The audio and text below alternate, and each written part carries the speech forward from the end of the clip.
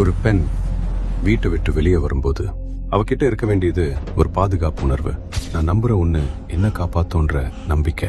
அந்த நம்பிக்கையை தான் ஒரு நாள் ஒரு கவர்ச்சி பொம்மை மக்களிடம் விற்றது. பெண்கள் பாதுகாப்பை 100% உறுதி செய்வோம்.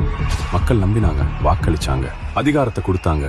ஆனா அந்த வாக்குறுதிகள் என்ன ஆச்சு?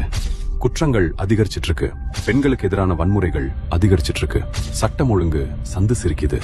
ஆனா அரசாங்கம் மட்டும் அந்த அமைதி, ஒரு தாயோட பயத்தை புரிந்து கொள்ளாத அமைதி, ஒரு தந்தையோட தூக்கம் இல்லாத இரவ புரிந்து கொள்ளாத அமைதி.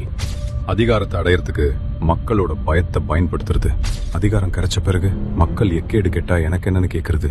பெண்களுக்கு பாதுகாப்புன்றது ஒரு தேர்தல் மேடை வசனம் இல்ல. ஒரு சட்டம் ஏற்றினா மட்டும் அது கிடைச்சிடாது.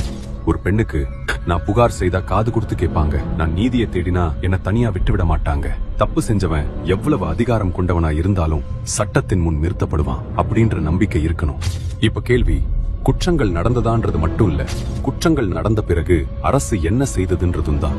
பாதிக்கப்பட்டவங்க பக்கம் நின்றதா, குற்றவாளிகளை தேடியதா, அல்லது குற்றங்களோட எண்ணிக்கையை பத்தி பேசுறதுக்கு பதிலா தன்னோட கவர்ச்சியையும் பொய்யையும் புரட்டையும் வைத்து கண்ணீர்ல அழுறவங்களை மறைக்க முயற்சி பண்ணியதா?